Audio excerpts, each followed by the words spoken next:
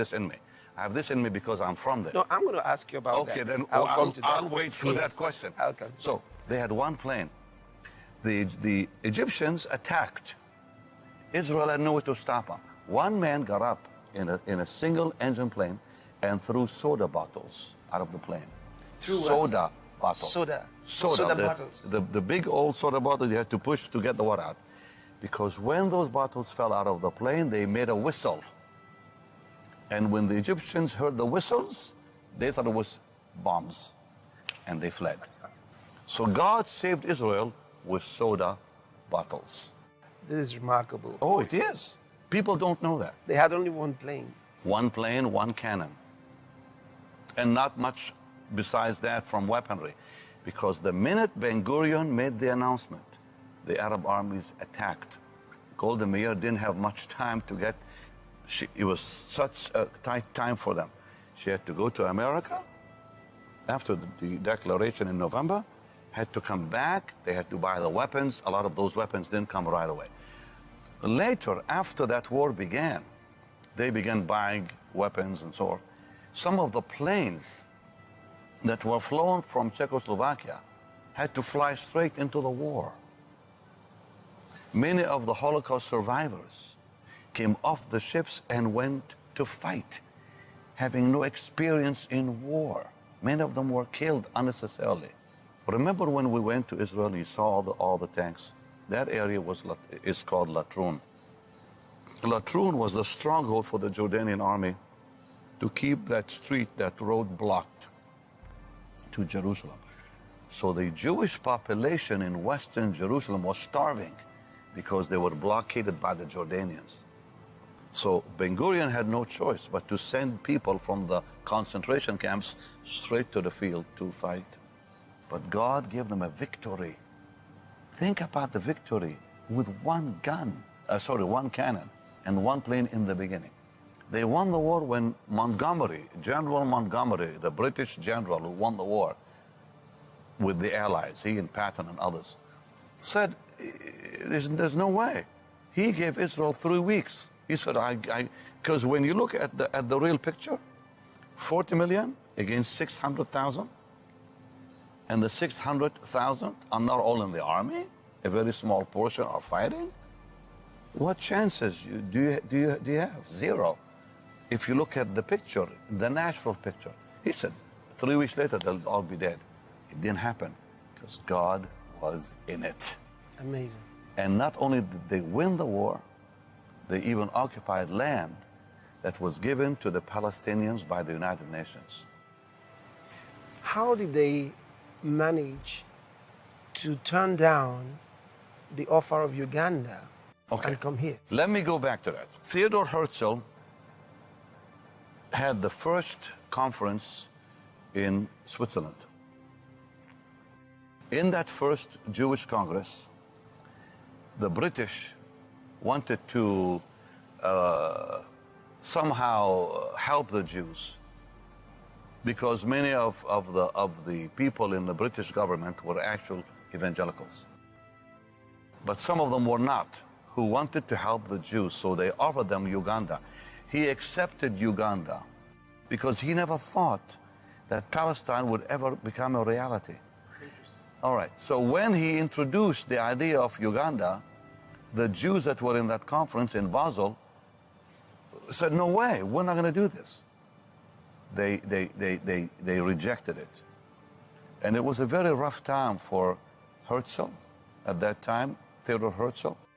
But God used him in a very powerful way to establish the vision for a Jewish state. Interesting. Rejecting Uganda because the conference said no. That's when the British evangelicals stepped in, including the Prime Minister of England at the time, who was a Christian evangelical, and said, okay, we will help you. We will help you by establishing it, since the Jews didn't want Uganda or any other nation. We'll help you establish your country. But it was a very difficult decision to make, but they made it because God was in it. And many of them knew it was prophecy. When I interviewed Shimon Peres, I was with him twice, the former president of Israel. I said, did Ben Gurion know? How I wish I could have interviewed Ben Gurion, but this was before my time. I said, did Ben-Gurion know he was fulfilling Bible prophecy when he established the state? He said, that's why he did it. He said, when the world was screaming at him, no, you can't do it, he said it was the Bible that gave him the force and strength. I was amazed. I said, are you telling me that Ben-Gurion was moved by the scriptures? He said, that's all that moved him is the scriptures. Remarkable. Remarkable. Especially the prophecies of the prophet Ezekiel moved him. I was told that by Perez, that the prophet Ezekiel had such an impact on Ben-Gurion's life because he read the Bible so much. And I have that interview on tape. I was stunned when I heard that because I'm thinking politics. I'm thinking Ben-Gurion made the decision because he thought we have enough help and whatever. He had nothing. No weapons, no army. His faith No was in support. the scriptures. The scriptures. He said, God gave us the promise.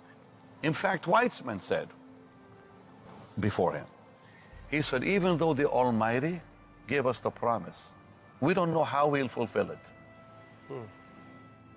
And Ben-Gurion stood and said, I declare Israel a state, knowing he's going to have a war the next morning, knowing it could not happen, knowing no one may recognize it, knowing there'll be no support.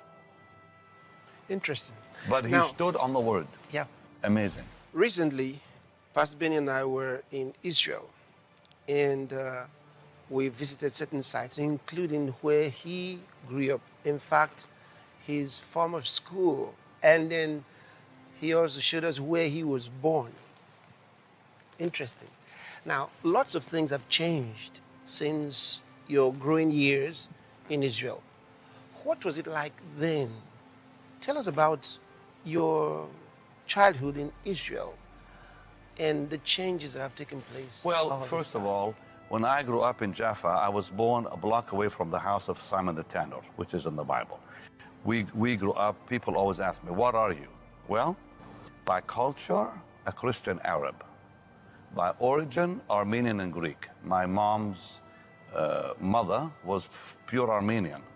So I have Armenian blood, big time, on my mother's side. And my father's people came from Greece to Egypt at the time because of trade.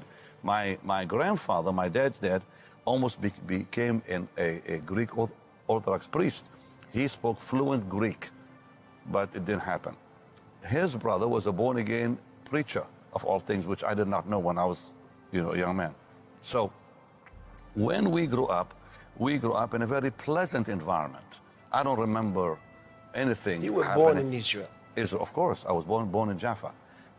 December 3rd, 1952 in Jaffa, Israel. So when I was born, the memories I have of my childhood were beautiful and pleasant. We had a beautiful upbringing. My dad, my mom brought us up very disciplined. When we came home, we had to stand at attention when my daddy came home and had to kiss his hand. It's our culture. So when my father came home, all the kids would line up and come and honor him by kissing his hand. Nobody ate till he ate. My mom fed the family, and we all looked the same. We all dressed alike as little kids. So we had a really beautiful life.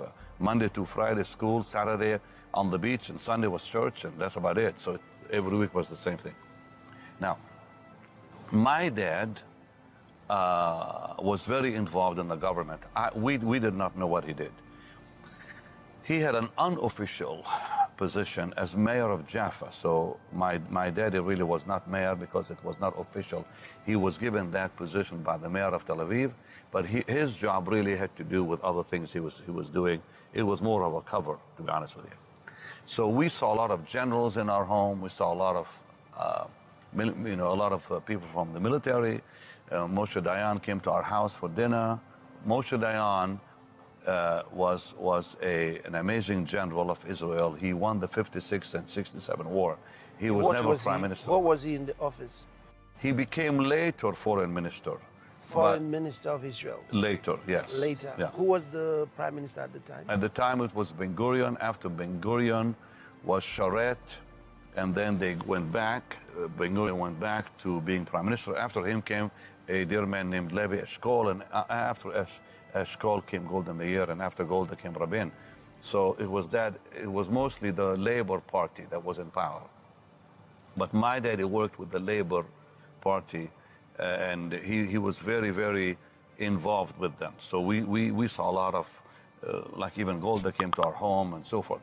So he was very busy. We immigrated to Canada in '68 because of threats on his life, because he was too involved with the government, and we all left. So I knew none of this. I was too young to even know what was going on. So when I got saved, I wanted to know more about my dad's involvement, and I found out he was quite well connected. But my love for Israel... But you were already 14 years old. 14 when we left. You left Israel. Correct.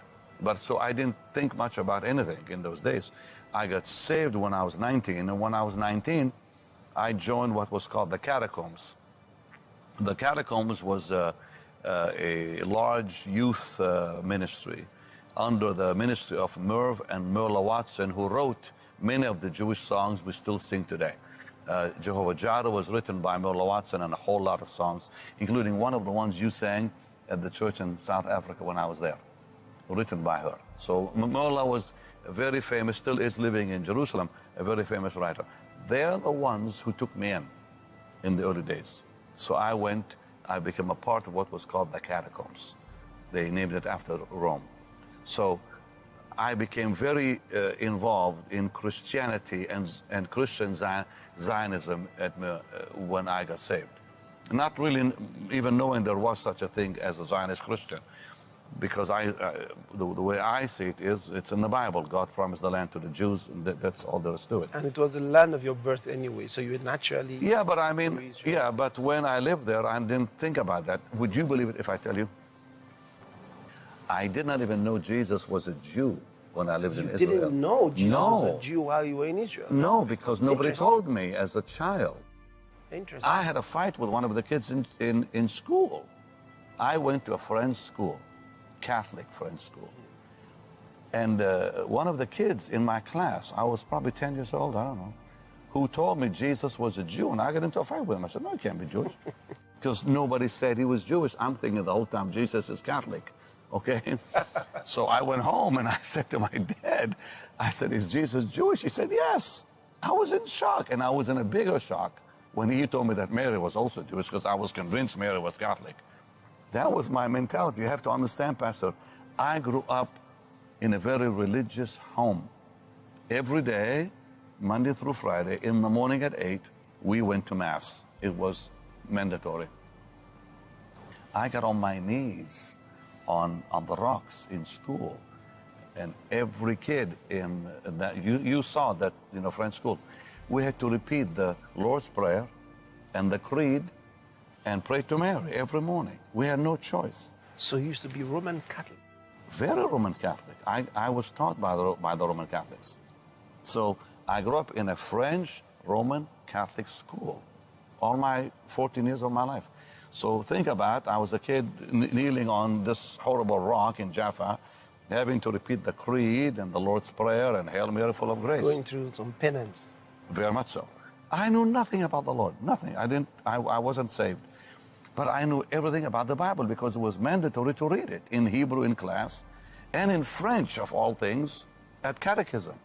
So it was, when I was a kid, preschool was also a Catholic school. A little further down on that Yeffet Street, I didn't show it to you, was the preschool, which was run by Catholic nuns. We moved over to the school that I showed you, run by Franciscan monks. It was all Catholics who would walk around with big sticks, and if you didn't, they'd let you have it if you made a mistake. And the toughest of all were the ones who taught us the Bible. They walked around with a big stick and asked you questions about whatever you had to learn. Every day, catechism. 11 in the morning, I'll never forget that, was our class. So were you already in Canada when you were born again? Yes, I knew nothing about the new birth experience when I lived in Israel. When I lived in Israel, I was religious, went to Catholic Mass Monday through Friday, went to a Greek Orthodox church on Sunday, and I was the altar boy in church. I was the guy who carried the cross behind the priest who was doing the incense, chanting Gregorian, Kyrie eleison, Kyrie eleison, Kyrie eleison. That's what they did. I remember that. And all that smoke came into my face, almost choked. So that was my life. It was catechism. I mean, it was the Catholic Mass every morning, Sunday Greek Orthodox. And nobody told me Jesus was Jewish. Till my dad, I had to go ask him because I got into a fight with a kid. But when I came to Canada, having all that Bible in me, would you believe it if I tell you one of my assignments in my class was I had to paint the entire New Testament in order. So I had to draw. What does that mean? Paint like pictures. Draw. Yeah. So I had to draw from the nativity right to the cross and the resurrection. So they gave me, the assignment was to draw the life of Christ. So I had to draw. I can't do it now, but I used to do it then. Interesting. I had to draw and then color it. So little baby Jesus in the manger, and then he's in Galilee, or he was baptized in the Jordan River. So I knew the whole Bible. I had to draw it. And that same school taught us the Old Covenant in Hebrew. I had to read it in Hebrew when I was a little kid. But I wasn't saved. So when I came to Canada, my daddy... By the way, you speak and read Hebrew. Oh, fluently. Oh, yeah, of course. We had to, or we got it I've got got it by the priest. I've got another thing I want you to talk about. You know, a lot of people say, and many of us do say, Yeah. that if you want to know God's calendar for the world today, look at Israel. In other words, looking at Israel, we can say certain things about where we are in the world and how close we are to the Lord's coming. Tell us something. Where is Israel in prophetic language in the end times? Okay. If we look at what God says in Deuteronomy, he says that the nations basically would line up according to the sons of Israel. Now, I've read that many times. I didn't even understand it back then when I was saved, even afterwards. But Pastor, if we look at, and now that I'm a Christian, a preacher and so on, been in the ministry all those many years, I've had to train myself to understand that Israel has a lot to do with Bible prophecy. And Israel is the prophetic voice, basically. If you look at what God did prophetically, massive events took place after 48 in the church and the world, which cannot be ignored. It couldn't be by chance. I'll give you an example. 48. In 1948, when Israel was established as a state, following that was the healing move on earth called the Voice of Healing Days. Gord Lindsay, Branham, A.A. Allen, Oral Roberts, so forth. But nobody was paying attention to, is it connected or not connected at that time. Some did, most did not. But other things happened at that same time that were ignored by the church and the world, because we saw the rise of communism after 48. It was already there, but we saw changes on earth, massive changes in the late 40s. Then something else happened in 1967. These are key years prophetically. 67, Israel, Jerusalem is restored to its own people after 2,000 years. What happens in the church? The charismatic renewal, the same year is when the charismatic movement was born. Now, maybe it's all by chance, maybe it has nothing to do with it, but you can't ignore those events. It was after 67 that man went to the moon. So we saw changes in the spirit and in the natural. 73 was another key year in the history of Israel, when President Sadat and President Assad of Syria deceived Israeli intelligence and invaded the Sinai and the Golan Heights. Israel was almost destroyed had they not had deterrence in their atomic program, which most people don't even know about. That Golda Meir use the weapons, weapons, to basically blackmail the United States. That's really that's why Nixon responded very quickly. She said, if you don't send us weapons, we have no choice but to go nuclear. And Nixon had to just give her whatever she wanted. There's an amazing story called Golda's Balcony on this. It's just incredible. So Golda Meir, Ben Gurion established their nuclear facility in Damona in the Negev after Israel became a state with the help of the French. So that was used by Golda to really win the war, because Nixon gave her all the weapons she had wanted. But that event triggered something in the spirit. It was that same year TBN was born. Christian TV was born. So you cannot deny 48, the Voice of Healing, 67, Charismatic Movement, 73, Christian TV.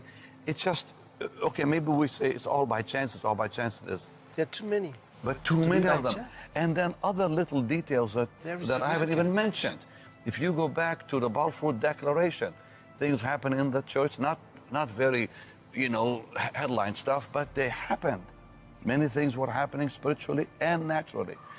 Now we are, I believe, we are coming into another headline, which I think has to do with probably Iran. We don't know the big headline at this point. We've been guessing. Well, maybe it's this, maybe it's that, but nothing as major as 48, 67, 73 has happened yet.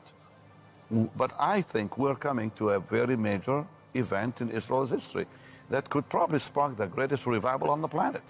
Absolutely. This year, for the creation of the State of Israel, will be 70 years, which is very, very significant. Very much so. In the Bible. Yeah. 70. See, the certain things that the Lord said, like the prophecy of Jeremiah about the Lord accomplishing 70 years in the desolations of Israel. Daniel picked up that prophecy as well. And it tells us that something significant is about to happen in the world in 2018. And for the church, I believe we're going to see remarkable things in 2018. What do you have to say about this? Well, I think what is happening today, and it's very puzzling when you look at the whole puzzle. Nobody seems to know exact details, but you have to put a few things together. We still don't have the real picture, but a few things together. Number one, technology. Israel is becoming a leader in cyber technology. Probably already number one. Cyber technology. Very much so. Probably number one already. Already we're not sure, but a lot of people think so. The second thing that's happening is the breakthroughs in medical breakthroughs in Israel. Your phone, my phone, half of it is Israeli invented. A voicemail, Israeli. Cameras on our phones, on and on. So they're already changing the face of the earth with their technology and brilliance. Today, I was looking at CNN because this fire is happening in California. And the police in Los Angeles, California, this morning, released a news report that said, do not use your GPS if you're driving through areas where there's fire, because the GPS only goes by what traffic is on the way, not what fires are on the way. The only app that tells you where the fires are is an Israeli-made app called Waze. Think about that. So on the news it says use Waze, W-A-Z-E. Which is Israeli. Very much so. Invented by religious Israelis of all things. So the little app called Waze that most people use now worldwide can actually tell you where the accidents are, where the fires are, and so on. Details that we're not getting through GPS with other things are on our phone. Think about Israel is saving lives today in Los Angeles, California, by an invention that they created themselves. Bearded rabbis in Jerusalem came up with the Waze app. Nobody knows that. So they're affecting the world. So that's the first piece of the puzzle. The second piece of the puzzle is spiritual. And the reason I put the technology one first is because it's much easier to see it. Much easier. Because you see the advances, medical, keep going. Okay, solar. Who invented solar? Israel. Nobody knows that. Solar. I see solar on your lamps out there. It's an Israeli invention. Who invented the water drip system that's changing the face of Africa today? Israel. So they've affected agriculture, they've affected lights on your parking lot, and a whole lot more. So think about the changes come to our lives and the blessings. So it's easy to tell the technology side of Israel. The hard one is spiritual. So you have to dig in and say, okay, what's going on? Barna, a very credible group of people who do a lot of research, came up with an amazing discovery, I guess, all the things that they went and interviewed people. 21% of Jewish millennials today believe Jesus is Messiah. That's staggering, Pastor, that we are seeing a reawakening in the Jewish people. It's a reawakening. My driver who drove me last week was a Messianic Jew who loves Jesus. I don't remember that 10 years ago. I'm meeting them left and right today in Israel. Many rabbis, like Rabbi Shore, who lives in Seattle, Washington, one of the greatest scholars that I've ever met, real Jewish Yemeni rabbi who came to my home, loves Jesus, and can take you through scriptures of the Old Covenant. You are so convinced you'll have your head spinning. This is powerful. Now, we have a few more minutes, and I want you to tell us something. What are the things from prophetic writings? What are the things that must happen? Well, again, what I was saying, technology, because the Bible says knowledge shall increase. We have to see a revival in Israel, which we are seeing today. I think we've just seen the beginning of it, but persecution in the church. These are the things we have to look for, because that's going to spark something inside the church. So when you see revival in Israel, the following thing is revival within the body of Christ. But revival never comes, Pastor, without persecution. The Jewish people today are thriving for one reason. The whole world hates them. Why are they advancing technologically? Why are they advancing in everything? Because they're under pressure. They have to. They have no choice. If they don't advance, they're over. It's over. Israel will not even exist or survive. It's that they go together. And I believe persecution will come to the church. I don't know in what form or how and when, but that's the thing that if you look at the three headlines of prophecy, technology, knowledge shall increase. That covers a big area. Israel coming to some type of where the wind begins to blow on them spiritually in Ezekiel. And now we're seeing like a resurrection of, and especially the amazing need of Israel today for the evangelical support. Today, I read an article this morning in the Post. They are a little worried about the millennials among evangelicals who are not as supportive of Israel as their parents. So people in parliament in Israel at the Knesset are now having to come up with some new ideas to win over the young generation. Because they said in this article I read today that the younger generation is not as acquainted with the Bible as their parents.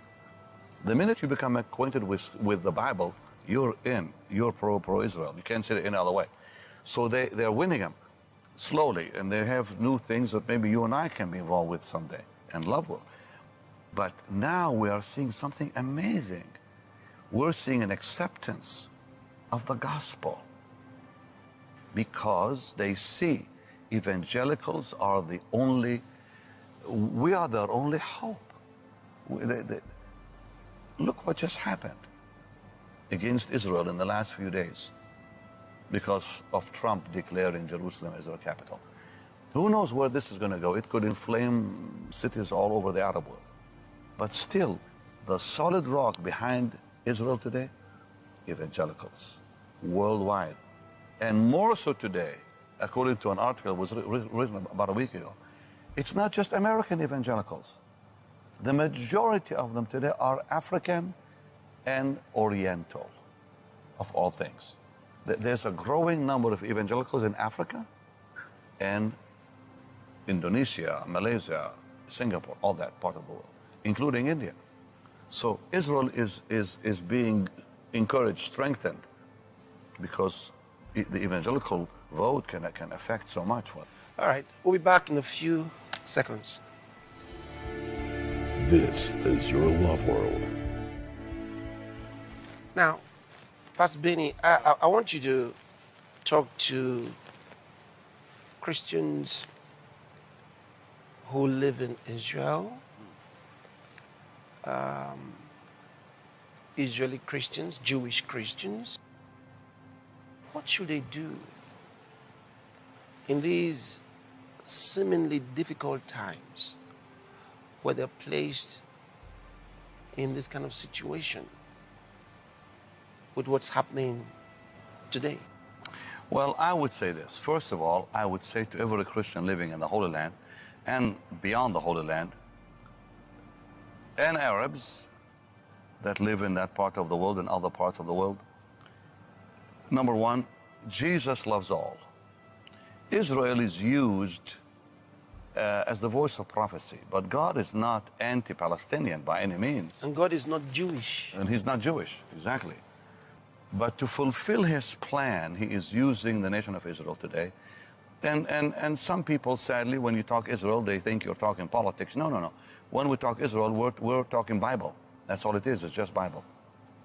We see it as the fulfillment of prophecy. But God has a great plan also for the Arabic people. In fact, most of the people getting saved today within Israel are Palestinians, which is very, very exciting. And many Palestinians were used in saving many Israelis. Absolutely, absolutely. So I would tell you all, look, number one, at what is happening in Israel when it comes to technology. How is that fulfilling Bible prophecy? Number two, look and see what's happening spiritually, and there's a lot happening spiritually within Israel today.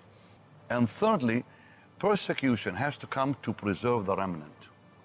Because the remnant of the body of Christ cannot be preserved without, look at what happened in the book of Acts and throughout history. Always persecution brings people together and empowers us. Today there's a revival in Aleppo, Syria for one reason, persecution. And I heard that from a friend of mine named Yvette, who works in there. So what I would say to you is this: prepare for the coming of the Lord. And I believe this is why the Lord has raised Love World. You know, when you and I think about God bringing us together, why did it not happen 10 years ago or 5? Why now? Because now we have dedicated our lives, you and I, and a lot of our sweet partners, to declare the gospel with power. The world needs that power. A few days ago, I had a call from Sid Roth, who bought the Lassie network that was covering all of Israel. And every cable home gets Lassie, which now is a different name, of course. He said, I won the programs you talked about, where you said you will have healing meetings live, you and Pastor Chris. I said, yes. He said, I won them in every home in Israel. I said, why? He said, we can't win them with preaching. We only win them with power and demonstrations of the Spirit, because the Jews seek what? A sign. So he said, we have to show them signs and wonders. Then we can bring the gospel in. And he has an amazing plan. He said, Benny, what I want to do is I want to show services of Pastor Chris and yourself and come in with 4 small segments where Messianic Jewish rabbis will declare the gospel. So Interesting. here we are going to show the power of God. They're going to show us ministering the word, but it'll be Jewish, Messianic Jewish rabbis basically giving an invitation to receive Messiah. That they'll say, I'm a rabbi, I'm a Jewish rabbi. I thought, wow, what an amazing thing. Think, why would Sid Roth call me a few days ago? Because he realizes this is the time to win Israel and the Arabs. So we are coming into an amazing time of revival. And I'm going to ask you to really stand with us. Love World is not an accident. It's not an afterthought of God. Love World is on time. It's something God is doing today and opening supernatural doors for the network. So, Pastor, think about this. Things are heating up out there, politically and otherwise. But think about how it's heating up here, what God is doing with us. Why am I sitting with you today, talking about Israel? Most people don't even know that I have all this knowledge in me. Well, that's in my blood because I'm from there. That's my interest. I love the Bible, but I love the fact I'm born there. Wow, that to me is a great plus for my life because I can help people understand not only the biblical side of things, but the historical side of things to see how God is involved in it. Because if you see the historical, you will ignore the Lord. If you see the Lord, you'll not get the full picture of where Israel fits in his plan. And that's why today you have, sadly, a move called replacement theology because they can't put the two together. Yeah. That's the problem. Israel is no longer important, and what do? They mess up the whole, well, they can no longer really understand the Bible. So, Pastor, you and I have a massive, massive responsibility. Because frankly, very few are declaring this message completely. And today there's a large group of Christians that believe they are Israel. All the prophecies have to do with them spiritually. So it's our time to educate them that the Bible doesn't say that. Let's see what the word. God for your life. I thank God for your ministry, the amazing anointing on your life, the amazing love you've shown towards Israel too. And that's why you came a few days ago and did such an amazing job talking to high officials and so forth. So support Love World. Become a partner of Love World. This is our time, people. Praise God. Pastor Benny, thank you so Thank you. much. Thank you. God bless you. This is your love world. For your gift of